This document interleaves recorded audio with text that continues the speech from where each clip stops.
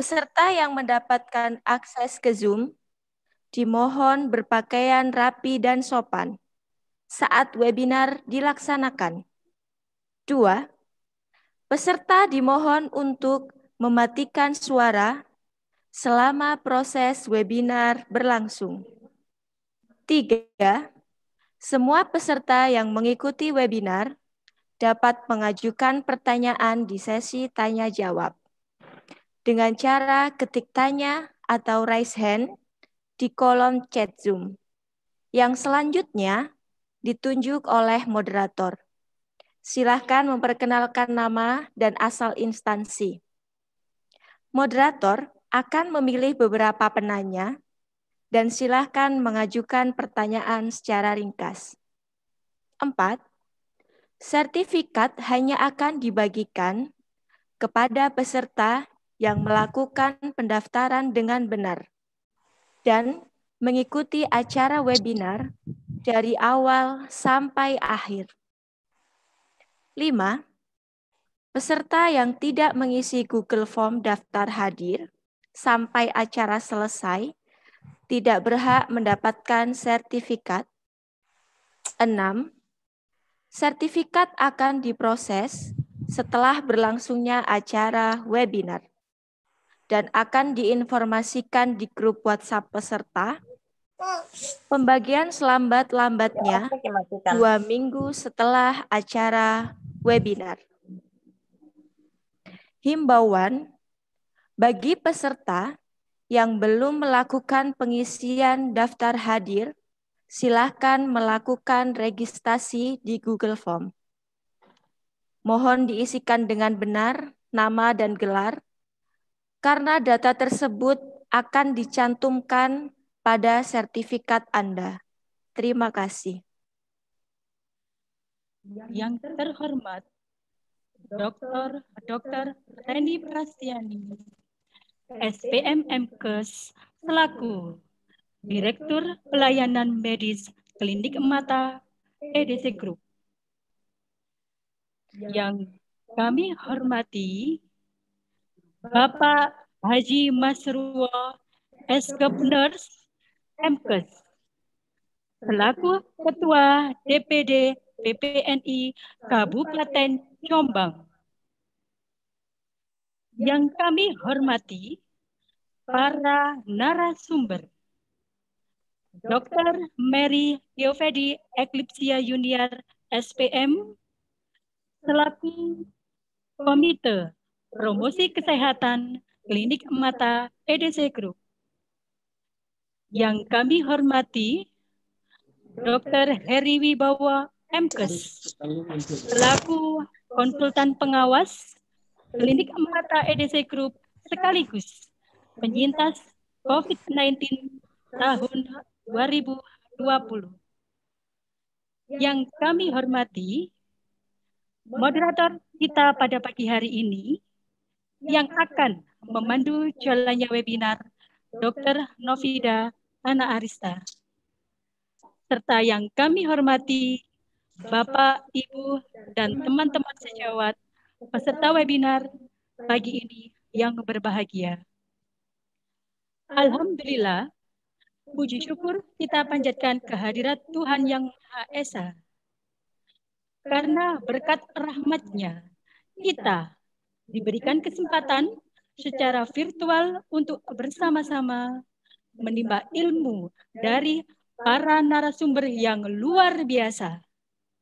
Semoga Tuhan memberikan kesehatan dan kemakmuran untuk kita semua. Pagi ini kita bersama-sama dalam acara webinar EDC NEM Nurse Annual Meeting 20 and 21 dengan tema seminar Deteksi Dini Katarak. Tingkatkan peran perawat sebagai garda depan penanggulangan kebutaan karena katarak yang diselenggarakan oleh Klinik Mata EDC Mojoagung, Jombang. Serangkaian acara telah kami susun seperti berikut. 1. Pembukaan. 2. menyanyikan lagu Indonesia Raya, diikuti dengan Mars PPNI. 3. Sambutan. 4. Pemaparan materi oleh panelis, sekaligus diskusi dan tanya jawab. 5. Penutup. Memasuki agenda selanjutnya, menyanyikan lagu Indonesia Raya diikuti dengan Mars PPNI. Hadirin dimohon sikap sempurna.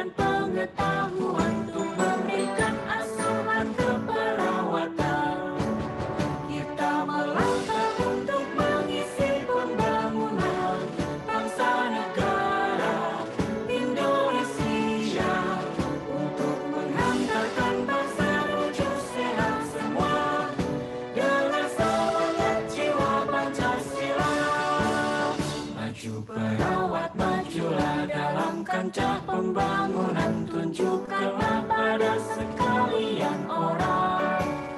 Jadilah perawat model kesehatan bangsa kita, jadilah teladan dalam hidup sehat.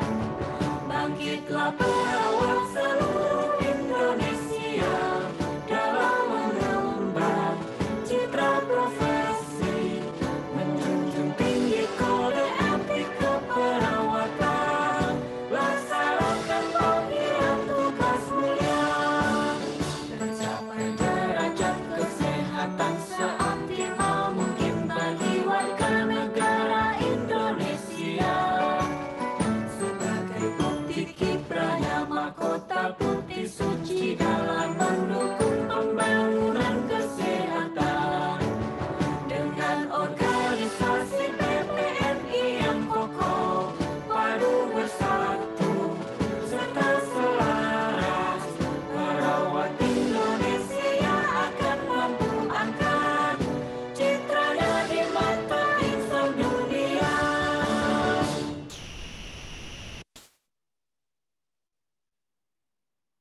Selanjutnya, sambutan pertama dari Direktur Utama Klinik Mata EDC Group.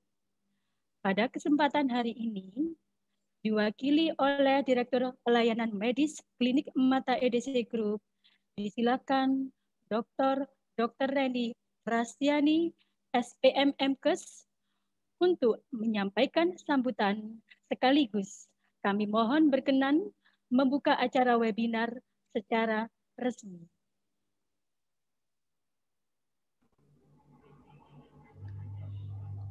Terima kasih kesempatannya Mbak Diah. Assalamualaikum warahmatullahi wabarakatuh. Salam sejahtera bagi kita semua. Yang terhormat tamu kami pada pagi hari ini, Bapak Profesor Dr. Nur Salam, M.Nurse, Hons, selaku Ketua DPW PPNI Jawa Timur. Yang terhormat Bapak Haji Masrullah, Eskep Nurse, Magister Kesehatan, selaku Ketua DPD PPNI Kabupaten Jombang. Kemudian yang terhormat Direktur Utama Klinik Mata EDC Group, Dr. Eri Dewanto, Spesialis Mata. Yang terhormat Dr. Heri Wibowo, Magister Kesehatan, selaku Konsultan Pengawas Klinik Mata EDC Group. Kemudian yang terhormat Dr. Mary Gioverdi Eclipsia Junior, Spesialis Mata, yang pagi ini akan memberikan presentasi seminar. Dan yang kami hormati Bapak Ibu peserta webinar EDC NEM 2021 yang telah berkenan hadir pada kesempatan yang berbahagia ini. Alhamdulillah, kita ucapkan puji syukur kehadirat Allah Subhanahu wa Ta'ala yang telah memberikan kesempatan kepada kita untuk berkumpul bersama secara virtual dalam acara webinar Klinik Mata EDC Mojo Agung EDC NEM 2021. Selamat datang kami ucapkan kepada seluruh peserta. Semoga semuanya dalam kondisi yang sehat, bahagia, ya. Sebelum melanjutkan acara, kami ingin sekilas memperkenalkan tentang Klinik Mata EDC Group, ya. EDC Group ini merupakan perseroan yang didirikan sejak tahun 2013, tepatnya 14 September 2013. Dan saat ini Klinik Mata EDC Group ini telah mempunyai 9 cabang klinik mata yang tersebar di seluruh Jawa Timur. Di antaranya ada Klinik Mata EDC Mojo Agung, kemudian EDC Sepanjang, EDC Mojosari, ya, kemudian EDC Warujayeng, Nganjuk, EDC Bangil di Pasuruan, EDC Bangkalan, EDC Tulungagung, EDC Trenggalek, dan yang paling bungsu saat ini EDC Magetan. Selain itu kami juga ada 5 satelit, ya, yang dari EDC yang berada di rumah sakit. Dan pelayanan yang kami berikan untuk Klinik Mata EDC Group ini adalah layanan spesialistik di bidang mata. Tidak hanya layanan spesialistik, tapi kami juga memberikan pemberdayaan dan pengabdian kepada masyarakat, khususnya di bidang kesehatan mata, dan diharapkan dapat meningkatkan derajat kesehatan mata masyarakat yang lebih optimal. Visi kami adalah menjadi pusat layanan informasi, edukasi, publikasi kesehatan mata yang terkemuka di Jawa Timur dengan standar yang terbaik. Saat ini memang outlet-outlet atau cabang dari EDC ini masih di wilayah Jawa Timur saja, dan kami berharap semoga ke depan bisa lebih luas lagi untuk melayani masyarakat, ya, berbakti kepada negeri ini juga lebih dekat dengan masyarakat. Bapak Ibu yang kami hormati, dalam webinar kali ini topik yang diangkat adalah tentang bagaimana meningkatkan peran perawat sebagai garda terdepan menanggulangi kebutaan karena katarak. Melihat masalah katarak ini ya berdasarkan informasi yang di survei kebutaan dari Kemenkes Republik Indonesia ya.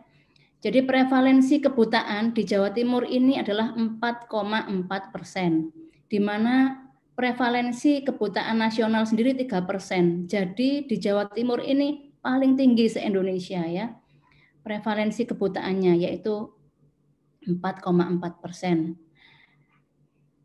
Dan dilihat dari penyebabnya, penyebab kebutaan tertinggi sampai saat ini adalah karena katarak. Karena itu kegiatan pada pagi hari ini menjadi penting dalam upaya kita bersama melalui peran perawat supaya masyarakat bisa memahami apa itu katarak, ya, bukan untuk takut dengan katarak atau sebaliknya berbondong-bondong melakukan operasi katarak, tidak, tetapi lebih kepada sadar akan kesehatan mata dan tahu kapan kesehatan mata ini mulai terganggu ataupun perlu mendapatkan pelayanan kesehatan sehingga prevalensi ataupun kebutaan yang tinggi tadi dapat ditekan. Bapak Ibu yang kami hormati, demikian saja kata sambutan yang bisa saya sampaikan pada hari ini. Semoga kegiatan pada hari ini diberikan kelancaran, dapat memberikan manfaat yang bisa kita terapkan di lingkungan sekitar kita. Dengan demikian, saya nyatakan webinar Klinik Mata EDC NEM 2021 saya buka dengan ucapan Bismillahirrahmanirrahim. Bismillahirrahmanirrahim. Sehubungan dengan pandemi COVID-19 yang masih menyelimuti, semoga kita semua dan keluarga senantiasa diberikan kesehatan dan kekuatan, serta tetap semangat untuk melaksanakan tugas melayani masyarakat dan terus mengingatkan masyarakat tentang protokol kesehatan. Semoga pandemi ini juga segera berakhir. Atas terselenggaranya acara webinar ini, saya mengucapkan terima kasih atas dukungan Bapak Ibu semua, narasumber yang telah berkenan hadir dan membagikan ilmunya kepada kita semua. Akhir kata, jika ada kekurangan dalam penyelenggaraan webinar ini, kami mohon maaf yang sebesar-besarnya dan berharap kedepannya kita bisa menyelenggarakan acara-acara yang lebih baik lagi. Selamat mengikuti webinar, semoga bermanfaat. Wassalamualaikum warahmatullahi wabarakatuh. Salam sejahtera bagi kita semua. Terima kasih. Acara kami kembalikan ke MC. Waalaikumsalam warahmatullahi wabarakatuh. Kami sampaikan terima kasih kepada Dr. Reni.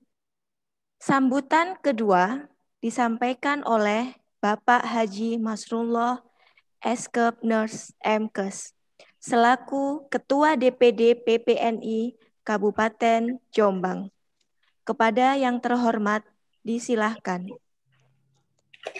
Baik, terima kasih. Assalamualaikum warahmatullahi wabarakatuh. Waalaikumsalam warahmatullahi wabarakatuh. Selamat pagi Bapak Ibu. Pada pagi hari ini, marilah kita, yang saya hormati, mohon maaf, yang saya hormati Direktur Utama EDC atau yang mewakili Dr. Reni, yang saya hormati guru kami dalam setiap pelayanan keperawatan, Dr. Heri Wibowo, yang saya hormati Dr. Eri Dewanto, dan yang saya hormati segenap panitia dan seluruh peserta webinar pada pagi hari ini. Marilah kita bersama-sama panjatkan puji syukur kehadirat Allah Subhanahu wa Ta'ala, yang mana pada pagi hari ini dalam situasi pandemi yang serangan kedua, yang di mana-mana rumah sakit di seluruh Jombang sudah mulai meningkat dan ada stagnansi di UGD, kita masih diberikan kesehatan.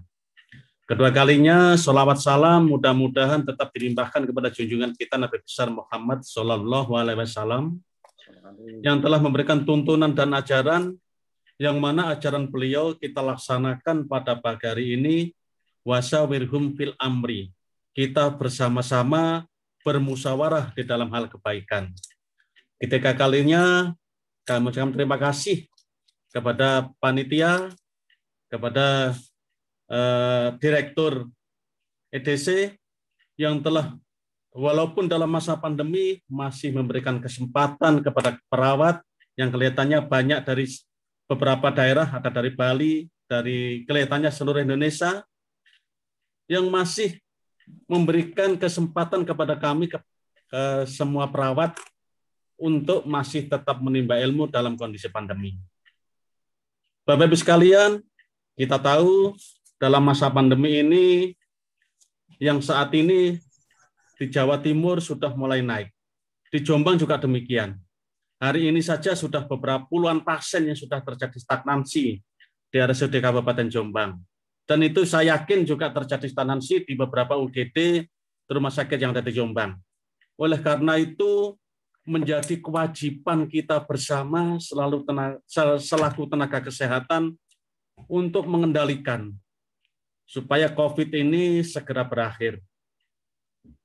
Kita tahu banyak masyarakat yang tidak percaya dan bahkan mungkin menerima begitu saja berita-berita yang bersifat hoax.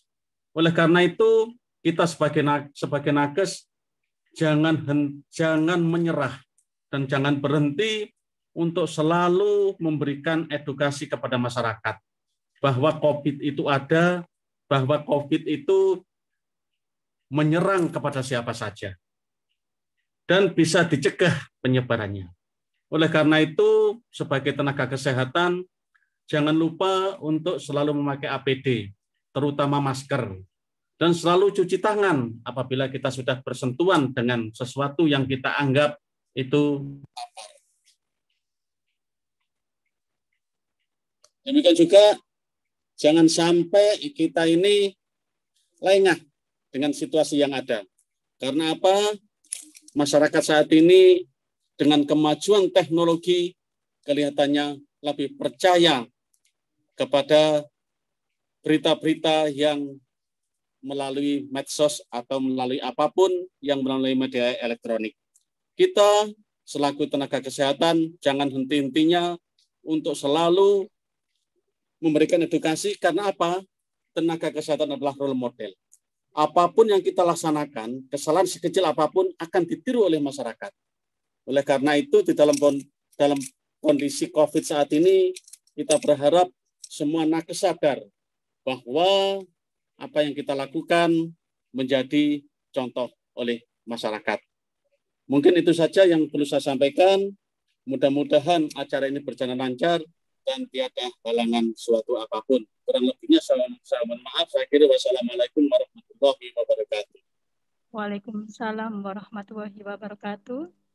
Kami sampaikan terima kasih kepada Bapak Haji Masrur.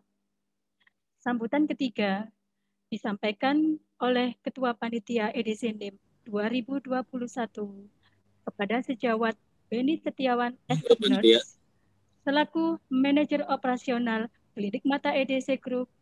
Dipersilahkan.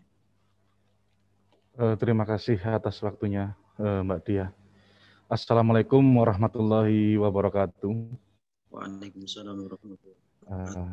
Terima kasih atas kesempatan yang diberikan. Selamat pagi, salam sejahtera untuk kita semua.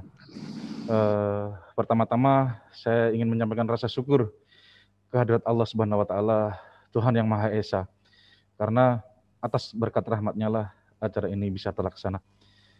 Kepada yang terhormat Bapak Haji Masrur Eskepnes MKes yang sudah berkenan hadir dan mewakili dari DPD PPNI Jombang, sekaligus nanti sebagai pemateri. Yang terhormat kepada Dr. Reni, ini guru kita bersama. Yang terhormat kepada Dr. Heri Wibowo, yang terima kasih banyak dokter sudah bersedia membimbing, dan beliau juga guru kami juga. Ini Dr. Heri Wibowo. Yang terhormat Dr. Mary Giovedi Eclipsia Junior, SPM, selaku Komite Promkes Klinik Mata EDC Group. Terima kasih dokter sudah bersedia untuk memberikan atau membagikan ilmu pada pagi hari ini. Dan yang saya hormati, yang saya banggakan, seluruh peserta edisi NIM 2021. Saya mengucapkan terima kasih atas kehadiran Bapak, Ibu, dan saudara-saudari sejawat sekalian.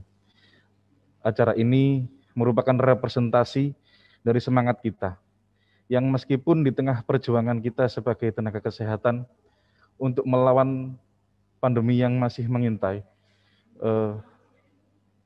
namun tidak lupa ada aspek lain yang sama-sama tetap harus berjalan.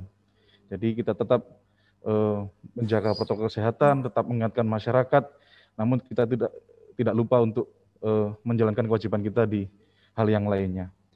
Semoga kita semua tetap diberikan keistiqomahan untuk menjalankan semua ini dengan sebaik-baiknya. Melalui seminar online edisi NIM ini, semoga dari kegiatan ini ada ilmu yang bisa kita ambil dan bermanfaat untuk kita semua. Tidak lupa saya mengucapkan terima kasih kepada tim yang bertugas sehingga acara ini dapat berjalan dengan lancar dan diterima oleh saudara-saudari kita dari berbagai wilayah di Indonesia. Sekali lagi terima kasih. Semoga kita semua selalu diberikan kesehatan dan jangan lupa untuk tetap menerapkan protokol kesehatan supaya sesuai harapan kita bersama pandemi ini segera berakhir dan berlalu. Demikian mungkin sambutan yang bisa saya sampaikan. Atas perhatiannya, dan mungkin apabila ada kekurangan, saya sebagai Ketua Panitia mengucapkan permohonan maaf yang sebesar-besarnya. Terima kasih. Bila taufik wal hidayah, waridha wa inayah. Wassalamualaikum warahmatullahi wabarakatuh. Selamat pagi dan salam sehat untuk kita semua. Waktu saya kembalikan kepada MC. Terima kasih. Waalaikumsalam warahmatullahi wabarakatuh. Terima kasih untuk Bapak Beni Setiawan. Hadirin yang berbahagia, selanjutnya saya undang dokter yang cantik jelita, Dr. Novida Ana Arista, untuk menjadi moderator webinar.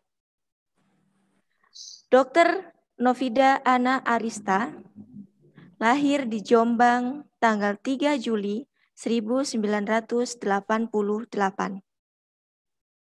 Lulus dari Dokter Umum Fakultas Kedokteran Universitas Islam Malang. Dan sampai saat ini sedang berkarya di Klinik Mata EDC Group dan Puskesmas Bawangan Ploso Jombang. Waktu sepenuhnya saya serahkan kepada Dr. Novida. Silahkan Dr. Novida. Ya, terima kasih. Suara saya terdengar ya, Mbak Eval, Mbak Dia? Terdengar, Dok. Ya, terdengar, Dokter. Ya, terima kasih. Assalamualaikum warahmatullahi wabarakatuh. Selamat pagi dan Waalaikumsalam warahmatullahi wabarakatuh. Pertama-tama saya ingin mengucapkan puji syukur hadirat Allah Subhanahu wa taala karena pada pagi hari ini kita bisa diberikan kesempatan ya teman-teman untuk mengikuti kegiatan webinar pada pagi hari ini.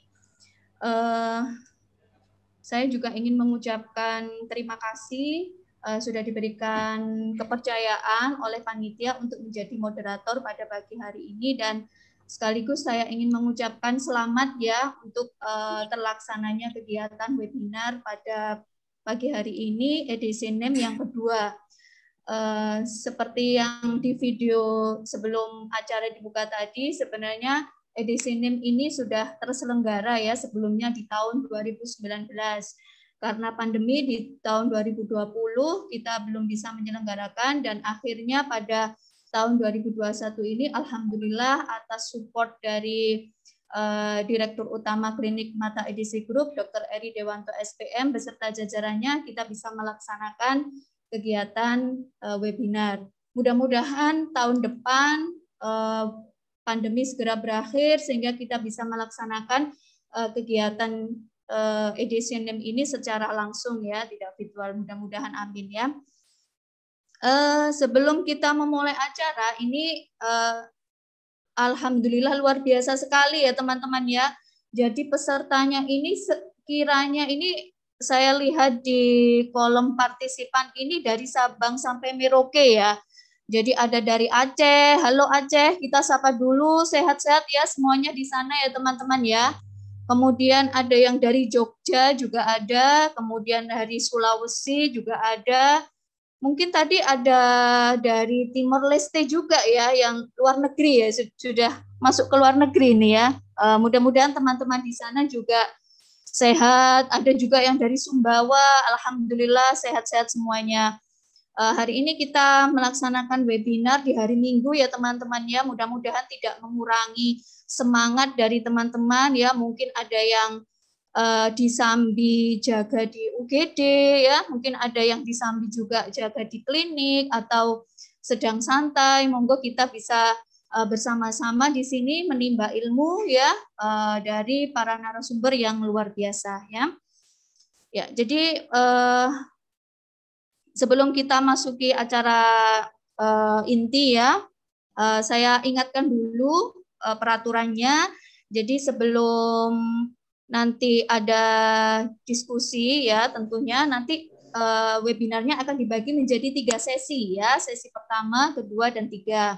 Nah, masing-masing sesi akan diberikan waktu kurang lebih 45 menit ya teman-teman ya. Jadi 30 menit untuk penyampaian materi dan 15 menit untuk kita diskusi ya. Bagi teman-teman yang ingin bertanya, saya persilahkan untuk bertanya langsung boleh, nanti bisa raise hand, nanti akan dibantu teman-teman panitia untuk memilih siapa nanti yang akan bisa mengajukan pertanyaan secara langsung, atau teman-teman juga bisa menulis pertanyaannya di kolom chat ya teman-teman ya. Mudah-mudahan acara bisa berjalan dengan lancar. Monggo kalau mau mengajukan pertanyaan ya. Saya harapkan ini teman-teman ikut dari awal sampai akhir ya, karena tadi dari panitia sudah menyiapkan pretest dan tentunya ada post-test ya, dan semuanya pasti ada di jawabannya, ada di materi yang disampaikan oleh pemateri nanti. Jadi kita ikuti semuanya kegiatan webinar pada pagi hari ini. Baik, berbicara tentang katarak ya teman-teman ya, tadi sudah dijelaskan oleh Dr. Reni selaku Direktur Medis menjelaskan bahwa ternyata penyebab kebutaan ini yang paling besar adalah disebabkan oleh katarak ya. Tadi prevalensinya sampai 4,4 Jawa Timur yang tertinggi ya di Indonesia. Nah, sebenarnya katarak ini itu bisa dicegah teman-teman ya. Jadi ada upaya promotif preventif untuk melakukan pencegahan katarak. Nah, siapakah saja yang berperan di dalam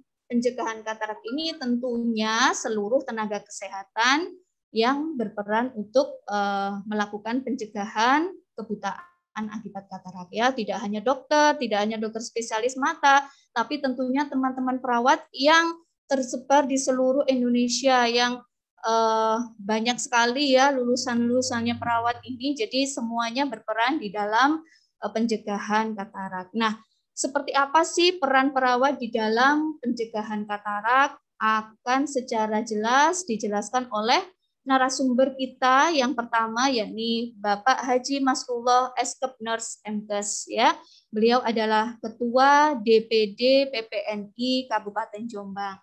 Sebelum kita mendengarkan penjelasan dari beliau, kita perkenalkan dulu ya teman-teman CV dari Bapak Haji Masrullah Eskep-Nurse MKes. Beliau lahir di Jombang tanggal 14 April 1967. Beliau sekarang bekerja di RSUD Jombang ya, mulai dari tahun 1998 sampai sekarang. Dan pendidikan beliau SPK Sidoarjo Filial Jombang tahun 1988. Kemudian melanjutkan Akademi Keperawatan Darul Ulum Jombang tahun 2002. Kemudian S1 Keperawatan Unibdu Jombang 2007 dan S2-nya di Kesehatan Strata Kediri 2018. Alhamdulillah luar biasa. ya Bapak Haji Masrullah Esdepnas MKes. Ini kalau teman-teman yang di Jombang nggak kenal sama Pak Mas ini keterlaluan ya Pak ya. Kita sahabat dulu. Selamat pagi Pak Mas Masrullah. Selamat pagi Bu Novita. Iya, sampun siap ya Pak ya. Ini luar biasa ini teman-teman perawat Pak. Dari Sabang sampai Merauke ini Pak ya. Ya, alhamdulillah dari Sabang sampai Merauke. Iya. Terima kasih kepada semuanya termasuk panitia yang telah memberikan kesempatan pada teman-teman kami untuk tetap menimba ilmu. Iya, baik mungkin bisa di-share untuk materi dari Pak Masrullah. Kami persilakan Pak untuk penyampaian materi kurang lebih 30 menit ya Pak. Nanti kita lanjutkan dengan diskusi. Monggo kami persilakan. Baik, terima kasih. Mohon maaf saya tutup video ya karena bandwidth-nya menurun kalau pakai video. Baik, Pak, siap. Bapak Ibu sekalian peserta webinar, pada pagi hari ini kita bersama-sama membahas tentang peran perawat terhadap penurunan atau kalau bisa pencegahan terhadap kebutaan di Indonesia. Sebelum ke sana, karena menjadi peran perawat, kalau boleh saya sampaikan di sini adalah tentang keperawatan. Keperawatan ini adalah pemberian asuhan kepada individu, juga pada keluarga, kelompok atau masyarakat, baik dalam kondisi sakit maupun sehat. Nah, konsep ini mohon dipahami oleh semua perawat, karena kita bukan hanya menangani kepada yang sakit, tetapi kepada yang sehat. Yang dalam hal ini bersifat pencegahan. Artinya dari kedua hal ini sangatlah penting, baik di dalam hal pengobatan maupun dalam pencegahan. Bahkan mungkin di Kemenkes sendiri sudah menggalakkan terhadap suatu pencegahan. Apapun yang terjadi, lebih baik mencegah daripada mengobati. Karena apa? Kalau kita mencegah, belum sampai terjadi sesuatu yang mungkin menjadi sampai kecacatan. Artinya, memang membutuhkan sebuah effort yang sangat tinggi, membutuhkan kerja keras untuk tidak terjadi hal-hal yang kita tidak inginkan, termasuk diantaranya adalah kebutaan. Kemudian perawat, kalau semuanya mestinya sudah tahu, tapi di dalam hal ini perlu saya sampaikan sebagai refreshing untuk kita bersama, yang disebut sebagai perawat adalah seseorang yang telah lulus pendidikan tinggi. Ya, seseorang yang telah lulus pendidikan tinggi keperawatan, baik di dalam maupun di luar negeri, yang sudah diakui oleh pemerintah, yang sesuai dengan peraturan dan perundang-undang yang berlaku. Ini perlu saya sampaikan, karena apa? Beberapa waktu yang lalu, ada beberapa lulusan dari sebuah perguruan tinggi negeri, namun tidak terakreditasi. Yang artinya secara regulasi, lulusan ini boleh dikatakan tidak diakui. Tetapi demikian, jangan lupa mulai saat ini sudah ada yang namanya exit exam. Jadi seorang perawat bisa diakui sebagai seorang perawat apabila sudah mempunyai STR. Kalau dulu begitu lulus, dia harus berjuang untuk ikut ujian untuk mendapatkan sertifikat kompetensi, selanjutnya mendapatkan STR. Saat ini itu include di dalam pendidikan. Jadi artinya kelulusan untuk Serkom menjadi tanggung jawab perguruan tinggi masing-masing. Oleh karena itu, ini menjadi tantangan baru bagi institusi pendidikan keperawatan agar mahasiswa yang menjadi ampuannya bukan hanya lulus secara akademik, tetapi juga lulus sertifikat kompetensi, yang mana begitu lulus, mereka sudah membawa sertifikat kompetensi yang selanjutnya mengurus untuk STR. Jadi itu yang perlu kita pahami. Jadi seorang perawat itu lulus dari pendidikan yang diakui oleh pemerintah berdasarkan perundang-undangan yang berlaku. Nah, kemudian pelayan keperawatan. Bagaimana itu bentuk pelayanan keperawatan? Adalah bentuk pelayan profesional yang merupakan bagian integral dari pelayanan kesehatan, yang didasarkan pada ilmu dan kiat keperawatan, sama seperti tadi yang ditujukan kepada individu, keluarga, kelompok, atau masyarakat, baik yang sehat maupun yang sakit. Kita bicara tentang Undang-Undang Keperawatan 38 tahun 2014, yang dimana di dalam pasal 29 disebutkan dalam menyelenggarakan praktek keperawatan, perawat bertugas sebagai diantaranya ini, yang salah satunya adalah memberi asuhan keperawatan sudah pasti, karena menjadi ranah kita di sana. Tapi jangan lupa, yang beri warna merah itu, jangan lupa bahwa di samping memberikan asuhan keperawatan, kita juga mempunyai tugas penyuluh dan konselor bagi klien kita. Halo, bisa didengar ya suara saya? Bisa, Pak. Bisa, Pak. Oke, baik, terima kasih. Ya, jadi sebagai konselor bagi klien kita. Nah, peran di sini juga tidak kalah pentingnya secara langsung memberikan asuhan keperawatan, yang dimana kita mempunyai peran untuk mencegah di sini. Juga di samping itu juga ada sebagai advokasi, yang dimana kita selalu mendampingi klien dan keluarganya, yang dimana kebutuhan dari pasien dan keluarga ini harus kita perhatikan sehingga bisa terpenuhi sesuai dengan apa yang diinginkan. Selanjutnya kita bicara mengenai PMK 26, yang ini mungkin beberapa di antara kita ada yang belum tahu. Kemarin saya coba untuk mengumpulkan beberapa perawat yang ada di Jombang yang sebelum pandemi dulu, kami kumpulkan untuk sosialisasi tentang PMK 26 ini, yang ternyata banyak yang tidak tahu. PMK 26 ini adalah merupakan juklak atau juknis dari Undang-Undang Keperawatan 38 tahun 2014, yang dimana kalau kita ulas panjang di sini waktunya mungkin tidak cukup, hanya beberapa pada poin-poin penting yang kita bahas, yang dimana pada bab 4 pada pasal 15, perawat menjalankan praktek keperawatan di pelayanan di fasilitas pelayanan kesehatan dan atau di tempat lain sesuai dengan klien sasarannya. Nah, apa yang disebut Fasyankes, apa yang disebut tempat lain, nanti kita bahas pada slide berikutnya. Nah, yang Faskes ini, yang dimaksud dengan Faskes adalah sebagaimana pada ayat 1 tadi, tempat praktek mandiri perawat. Jadi tempat praktek mandiri kita ini boleh disebut sebagai fasilitas pelayanan kesehatan. Berikutnya adalah klinik, termasuk juga diantaranya klinik mata yang di Mojokerto di mana saja, termasuk diantaranya itu. Pusat kesehatan masyarakat, jadi puskesmas, ini juga menjadi Fasyankes dan atau rumah sakit. Jadi semua pelayanan kesehatan itu disebut sebagai Fasyankes. Kemudian bagaimana yang tempat lain? Yang di tempat lain yang tempat lain adalah sesuai dengan sasaran kita. Di rumah pasien itu juga masuk kategori tempat lain.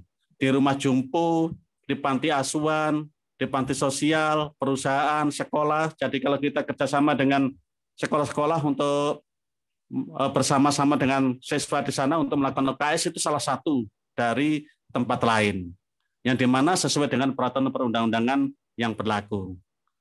Kemudian praktek mandiri. Praktek mandiri ini pada pasal 9 disebutkan perawat yang menjalankan praktek mandiri keperawatan secara mandiri di tempat praktek mandiri perawat, sebagaimana dimaksud pada ayat 2 huruf A, harus memiliki kualifikasi pendidikan paling rendah profesi nas. Kalau kita runut sejarah, memang ada dinamika yang sedemikian rupa di dalam keperawatan, yang kalau dulu yang mungkin masih generasi tua, yang muda saya tidak tahu, yang generasi yang senior ini masih mengenal pada saat itu yang namanya vokasi adalah pendidikan SPK, yang namanya D3 adalah profesi. Tapi seiring dengan perkembangan zaman dan tuntutan masyarakat, saat ini sudah berubah, yang perawat profesi adalah NES. NES di sini ditempuh dari pendidikan S1 keperawatan dan atau D4, ditambah dengan pendidikan khusus dengan pendidikan profesi NES dengan 2 semester. Nah, inilah yang nantinya bisa melaksanakan praktek mandiri keperawatan. Nah, salah satu peran dari praktek mandiri keperawatan adalah ini sesuai dengan regulasi yang masih tetap dengan PMK 26 pada pasal 17, adalah salah satunya memberikan pendidikan kesehatan kepada masyarakat. Yang di situ otomatis asuhan keperawatan menjadi fungsi utama kita di sana. Tetapi salah satu tugas kita adalah memberikan pendidikan kepada masyarakat. Ini berkaitan dengan pencegahan, dan di situ juga peran kita sangat banyak. Kita bisa berperan aktif di dalam kelompok-kelompok masyarakat tertentu atau dengan grup-grup tertentu, atau kita berperan aktif di dalam desa yang saat ini di desa sendiri sedang banyak digelontorkan biaya-biaya untuk memperdayakan masyarakat, yang mungkin kita bisa masuk di sana bekerja sama dengan desa. Mungkin ada salah satu kegiatan yang bisa dimasukkan menjadi program desa yang kita laksanakan. Nah, berkaitan dengan yang ketiga, bagaimana? Tadi disebutkan, untuk bisa melakukan praktek mandiri adalah dengan kualifikasi pendidikan nurse. Yang ketiga, saat ini masih bisa melakukan praktek mandiri. Namun demikian, namanya undang-undang, namanya regulasi, tidak bisa langsung dilaksanakan begitu saja, tetapi kita masih saja ada masa transisi. Oleh karena itu, Kemenkes memberikan kesempatan kepada kita 7 tahun sejak PMK ini diterbitkan. Nah, PMK ini diterbitkan pada 19 Agustus 2019. Yang mana pada saat itu, begitu PMK ini muncul, kami diberikan surat dari DPP untuk segera mensosialisasikan kepada seluruh anggota. Saat itu juga langsung saya sosialisasikan, kemudian dari hasil sosialisasi, pada akhir 2019, kami lakukan evaluasi, kami kumpulkan sejauh mana pengetahuan teman-teman terhadap PMK ini. Yang mana PMK ini adalah dasar kita untuk melakukan praktek. Ternyata masih banyak yang belum mengetahui PMK ini. Oleh karena itu, pada kesempatan ini perlu saya sampaikan. Jadi, kalau teman-teman yang saat ini masih di D3, saya berharap untuk tetap melakukan pendidikan lebih tinggi, otomatis di S1 keperawatan. Tidak hanya lulus akademik, tetapi juga harus lulus profesi. Nah, di mana nanti dilanjut juga di situ untuk bisa praktek mandiri, ada yang namanya Serkom, sertifikat kompetensi, yang di mana Serkom itu untuk mengajukan STR. Dari STR tidak cukup di situ saja, yang melakukan praktek mandiri nanti masih mengajukan untuk praktek mandiri ke Dinas Perizinan yang sebelumnya diverifikasi oleh Dinas Kesehatan. Nah, di dalam hal kebutaan, dalam hal ini secara khusus memang adalah tentang katarak. Saya ingin menyampaikan beberapa hal di sini. Kalau kita boleh saya sampaikan, gangguan penglihatan dapat menyerang siapa saja. Tidak mengenal umur. Anak-anak pun juga sudah mulai ada yang terjadi kebutaan, baik secara kongenital maupun penyakit yang didapat. Baik dari kecelakaan atau apapun. Jadi artinya ini bisa menyerang siapa saja. Oleh karena itu, masyarakat perlu memahami ini. Untuk memahami masyarakat ini siapa? Tugas kita. Yang tadi disebutkan, ada kita sebagai edukator, kita sebagai memberikan penyuluhan kepada masyarakat supaya masyarakat ini paham. Nah, dalam hal ini tidak hanya cukup kita sebagai nakes, adanya dukungan lintas sektor. Tadi saya sebutkan kita bisa bekerja sama dengan pemerintah desa yang ada anggaran khusus yang mungkin kita bisa mengusulkan untuk peran kita di dalam hal pencegahan ini, yang mungkin bisa menjadi program dari desa yang kita ajak kerjasama untuk kita bisa action kepada masyarakat bahwa tugas kita ini legal di desa dan ada dukungan dari sumber dana. Oleh karena itu peran kita di dalam hal pencegahan ini sangat diperlukan. Bukan hanya kepada orang-orang dewasa, juga termasuk kepada anak-anak. Jadi peran kita di sini, kalau kita hanya berbicara tentang pencegahan, kayaknya hanya pencegahan. Tetapi ada banyak peran di balik pencegahan itu. Yang untuk membekali itu, kita harus banyak membaca tentang penyebab kebutaan, juga salah satunya adalah tentang penyebab katarak. Kita tidak cukup hanya mendapatkan ilmu pada saat kita di bangku kuliah. Karena apa? Ternyata ilmu itu kalau penyebabnya mungkin iya, secara anatomi mungkin iya tetap. Tetapi di dalam hal kebijakan mungkin ada beberapa perubahan-perubahan. Oleh karena itu kita harus selalu update dan update. Saya contohkan salah satu saja pada pandemi COVID ini. Di dalam hal regulasi pelaksanaan tindakan yang ada di masyarakat, yang kita lakukan juga di pelayanan kesehatan, ada beberapa hal yang mengalami perubahan-perubahan. Dan perubahan-perubahan untuk COVID itu sangat cepat. Bisa hari ini seperti ini oleh Kemenkes, besok berubah, minggu depan berubah, bulan depan berubah. Nah, oleh karena itu, kita jangan hanya puas apa yang kita dapatkan di bangku kuliah.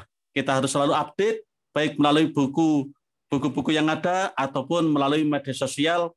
Saat ini kita lebih mudah dibandingkan dengan 10 tahun, 20 tahun yang lalu. Untuk mencapai internet, waktu saya sekolah, susahnya setengah mati. Saat ini sangat mudah. Oke lah kalau kita umpamanya malas dengan buku, coba kita buka internet. Hari ini HP itu bisa membuka semuanya. Seakan-akan kita bisa bicara kepada orang seluruh dunia. Jadi HP ini bisa berfungsi dua. Bisa untuk dalam hal kejahatan atau dalam hal kebaikan. Semuanya tergantung Anda. Karena kita di dalam sisi keperawatan, setiap saat, setiap waktu kita harus selalu update, baik melalui HP maupun melalui apapun. Nah, situasi saat ini, meningkatnya usia harapan hidup, otomatis gangguan penglihatan juga menjadi meningkat. Karena salah satu dari penyebab gangguan penglihatan adalah dari faktor umur. Semakin tinggi umur harapan hidup, bisa jadi semakin tinggi pula kebutaan ini terjadi. Oleh karena itu, tugas kita untuk selalu memberikan edukasi kepada masyarakat.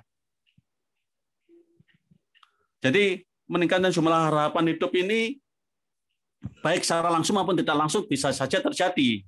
Yang secara langsung otomatis faktor senilis, faktor punaan juga berpengaruh terhadap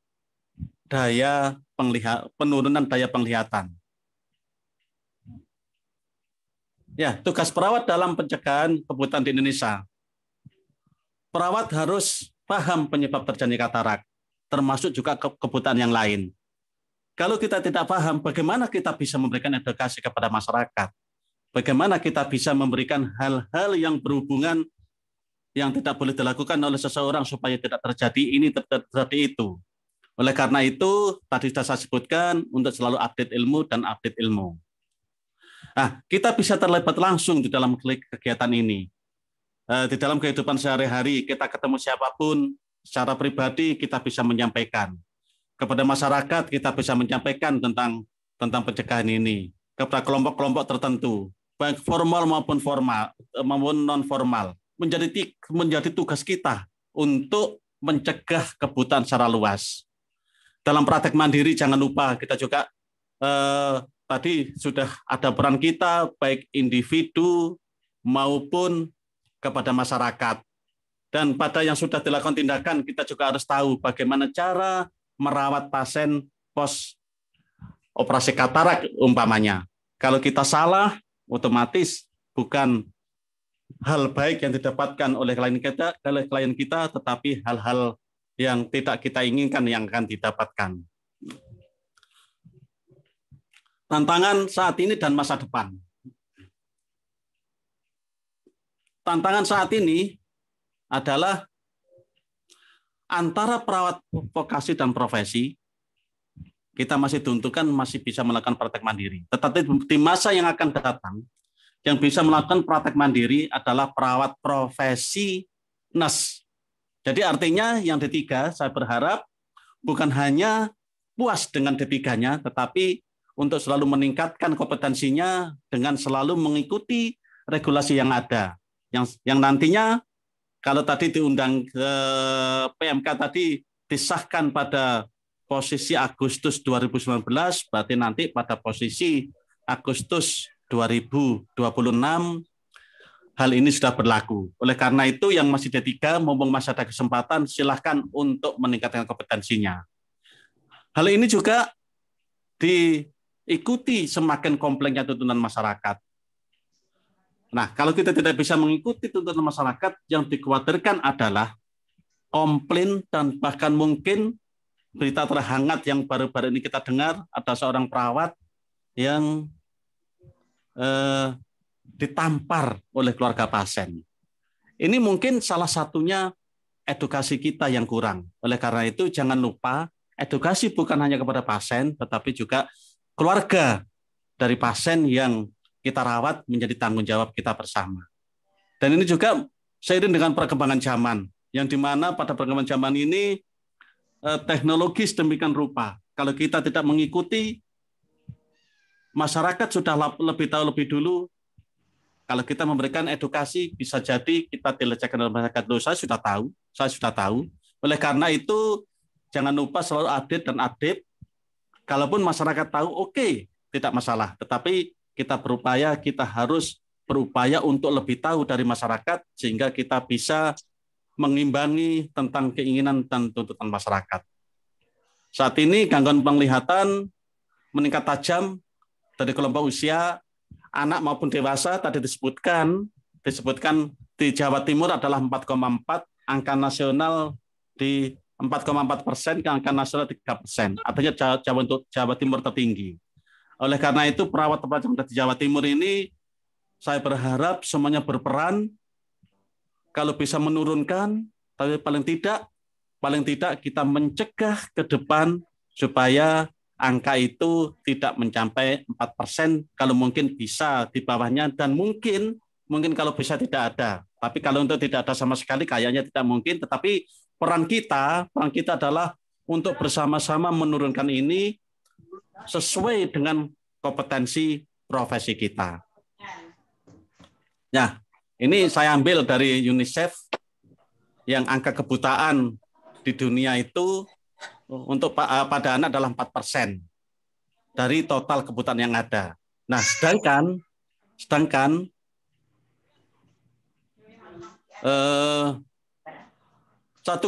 ini terjadi pada anak. Di Afrika 300.000. Artinya di Asia ini mungkin juga 1 juta atau bagaimana di sini tidak sebenarnya luas, tetapi WHO menyatakan bahwa 500 anak setiap tahunnya terjadi kebutaan. Yang dimana di setiap menit ada sekitar 1.000 anak yang mengalami kebutaan. Oleh karena itu ini tanggung jawab kita, bukan hanya kepada orang tua, tapi kita juga harus paham bagaimana terjadi kebutaan pada anak. Oleh karena itu saya berharap perawat juga meningkatkan wawasannya melalui apapun, sehingga kita bisa memberikan edukasi kebutaan pada anak ini bisa kita cegah dan bahkan mungkin bisa kita tiadakan. Ya, kita bicara di Indonesia, angka kebutaan di Indonesia ini pada 2014 dan 16 di 15 provinsi ini kebutaan terjadi sekitar 3%. Dan penyebab terbanyak adalah katarak. Jadi artinya ini adalah secara luas, baik pada anak maupun pada dewasa, tetapi yang terbesar 81% ini karena katarak. Nah, pada katarak ini yang terbanyak adalah pada DM. Yang dimana penderita DM ini lebih beresiko. Dari 3 penderita DM, 1 diantaranya menderita katarak ini. Oleh karena itu menjadi tanggung jawab kita bersama, apabila ada penderita DM, kita lebih intens untuk melakukan edukasi yang bersifat supaya tidak terjadi komplikasi yang sampai terjadi kebutaan. Nah, ini sesuai dengan Undang-Undang Kesehatan, kita mempunyai tugas yang tertinggi di sini sebenarnya adalah promosi kesehatan. Yang dimana otomatis kalau promosi kesehatan kita ini berhasil, ini bisa menekan biaya lebih besar. Karena apa? Masyarakat sudah yang berobat lebih sedikit, otomatis dalam hal ini anggaran untuk penyelesaian kebutaan menjadi bisa kita turunkan.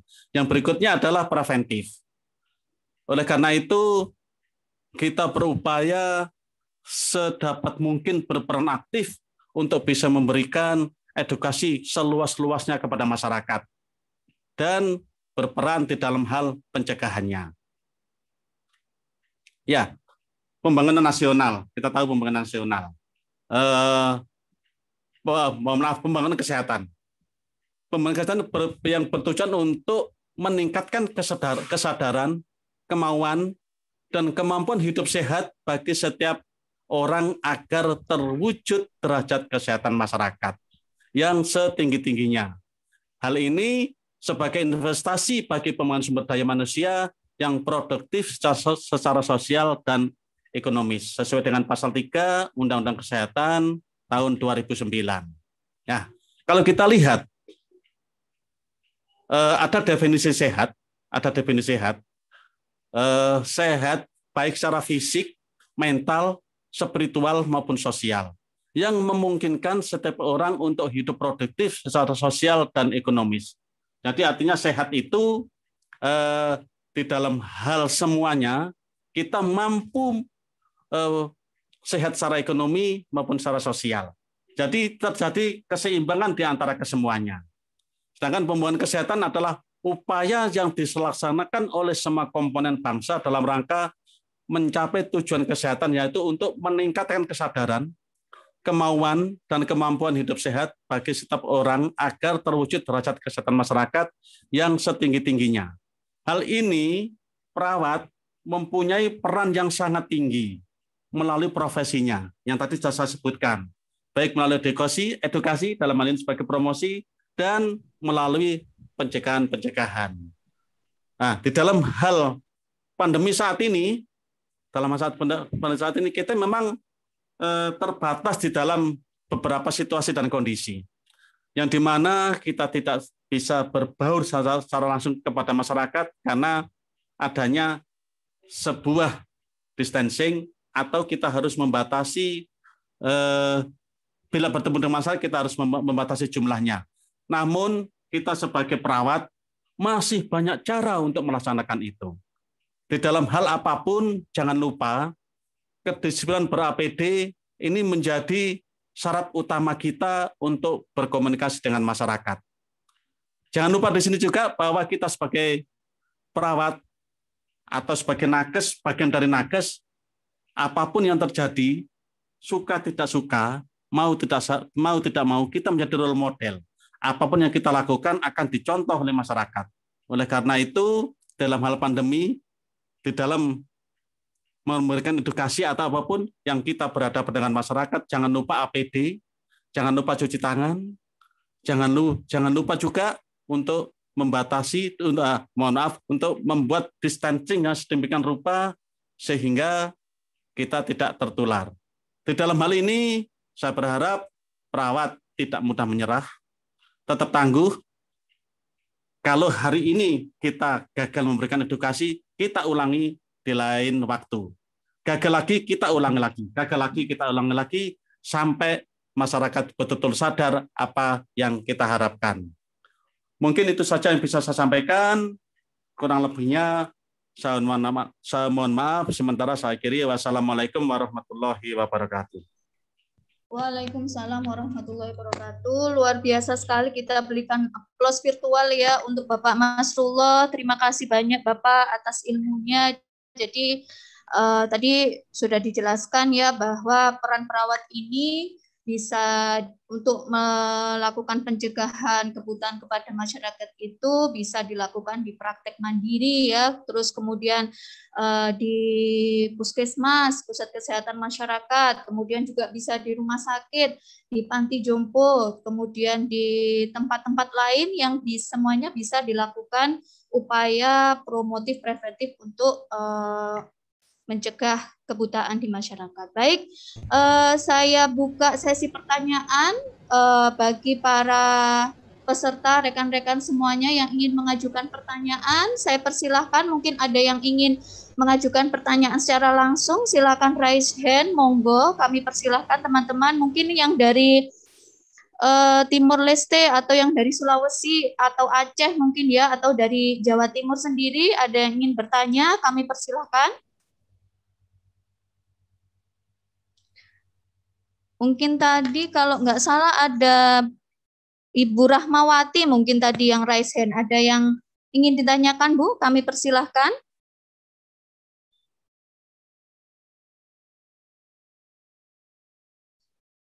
Atau tadi Putu Mega, ini kalau dari namanya kayaknya dari Bali ya ini ya. Ada yang mau ditanyakan, kami persilahkan. Silahkan raise hand. Kalau tidak ada, ini ada pertanyaan dari kolom chat Bapak Masrullah, kami bacakan. Ini dari siapa ya?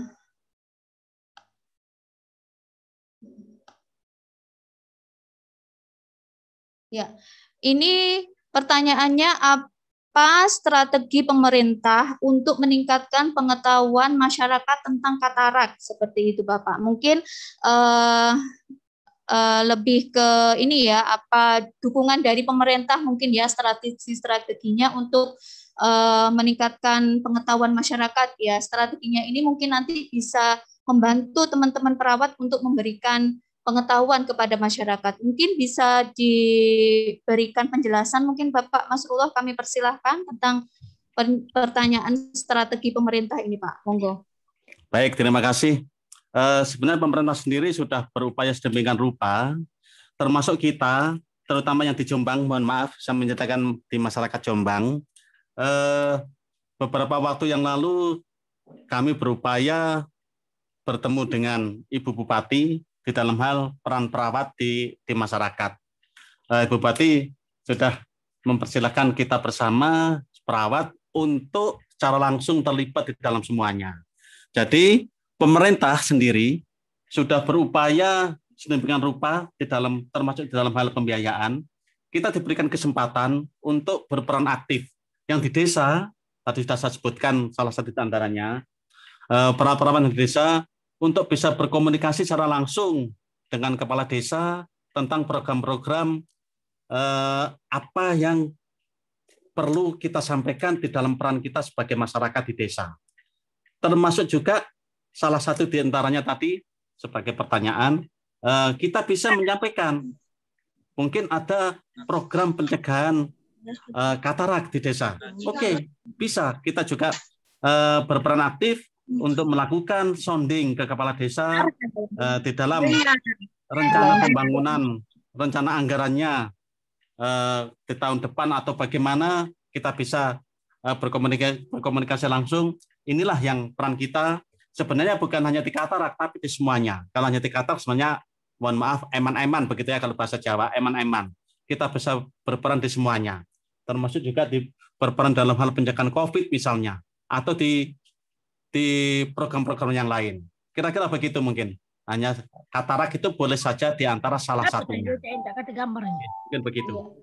Ya, berarti kita bersinergi ya Pak, bekerja sama dengan lintas sektor begitu ya Pak Masrullah ya, untuk melakukan kegiatan-kegiatan promotif, preventif supaya masyarakat ini bisa mengenal tentang kesehatan mata, seperti itu Pak ya, untuk dukungan pemerintah ya, tentunya didukung dari dana desa ya. Baik, seperti itu. Kemudian ini ada pertanyaan yang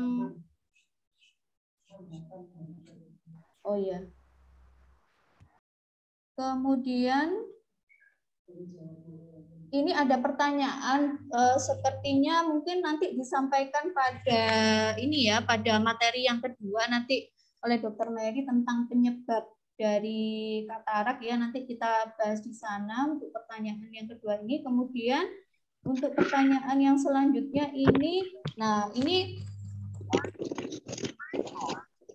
ada ini Pak, pertanyaan, bagaimana dengan pasien-pasien yang berada di pelosok ini Pak? Ya, jadi ini dari Putu Mega Utami dari Stikes Buleleng.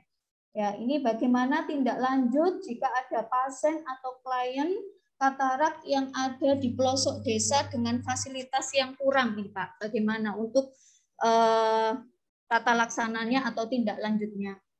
Mungkin bisa ditanggapi Bapak Masrullah. Ya, baik, terima kasih.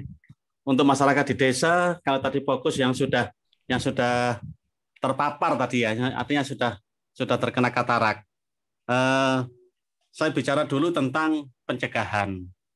Masyarakat di desa umumnya adalah petani, yang dimana mereka bekerja di sawah dengan sinar matahari secara langsung. Nah, peran kita di sini, edukasi kita di sini, ternyata di sawah itu kan masih banyak petani yang tidak memakai tutup kepala. Ya, salah satunya adalah karena sinar matahari bisa menyebabkan. Nah, ini jadi tadi saya sampaikan peningkatan pengetahuan kita ini sangat berperan di dalam hal edukasi. Jadi tidak hanya cukup di bangku kuliah, setelah kita lulus pun kita harus tetap meningkatkan wawasan kita, meningkatkan pengetahuan kita dengan cara apapun, baik medsos, membuka buku kembali, atau hal-hal yang berhubungan, sehingga kita memberikan edukasi. Kemudian bagaimana yang sudah terpapar? Ya otomatis mungkin kita, karena di pelosok desa mungkin ada puskesmas, kita bisa berkoordinasi dengan puskesmas atau pelayanan kesehatan yang ada di sana untuk tindak lanjut. Karena katarak ini tidak cukup, kalau sudah terjadi tidak cukup hanya diselesaikan oleh tenaga keperawatan, tetapi kalau sudah terjadi artinya membutuhkan tindakan yang dimana kita harus mengirim ke tenaga yang lebih ahli. Dalam hal ini mungkin bisa jadi kepada dokter mata. Oleh karena itu, yang ada di desa ini, peran kita berkoordinasi satu dengan yang lain, mencari informasi pelayanan kesehatan yang terdekat yang menangani katarak yang sudah terjadi. Ya, dengan cara apapun, kalau tadi saya sebutkan dengan program desa, kalau di Jombang sudah ada mobil ambulan desa, Mobil ambulan desa ini mungkin bisa kita manfaatkan. Termasuk juga, tadi sudah saya sebutkan, kita bisa bekerja sama dengan desa dalam hal penanganan.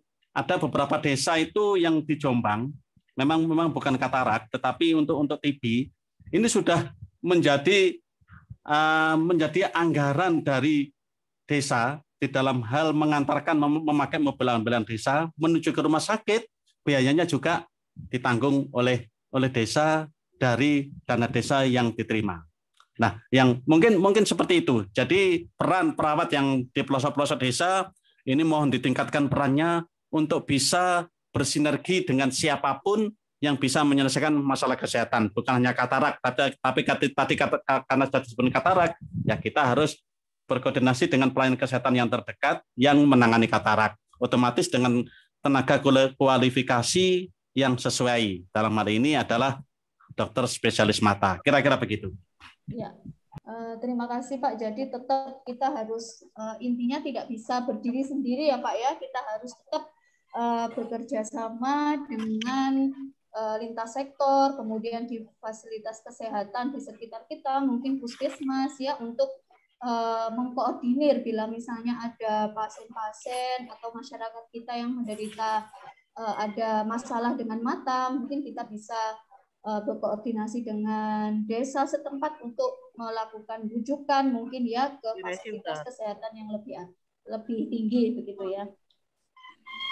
Ya, baik.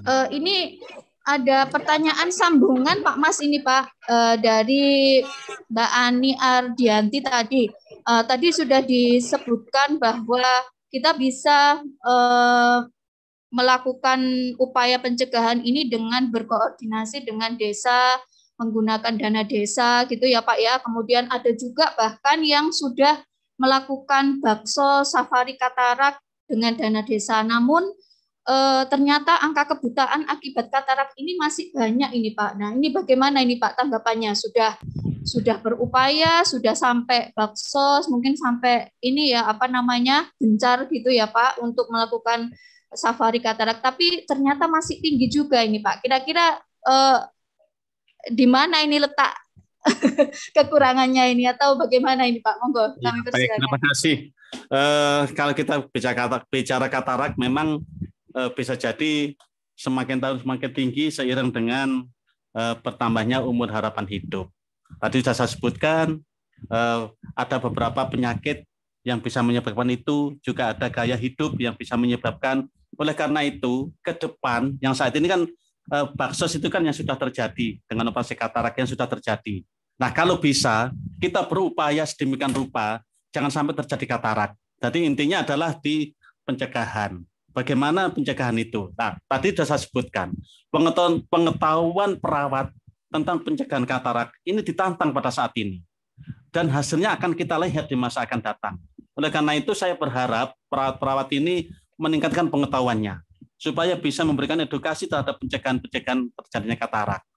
Nah, salah satu tadi sudah saya contohkan, para petani yang di desa yang sampai saat ini masih banyak yang tidak memakai penutup kepala, itu salah satu.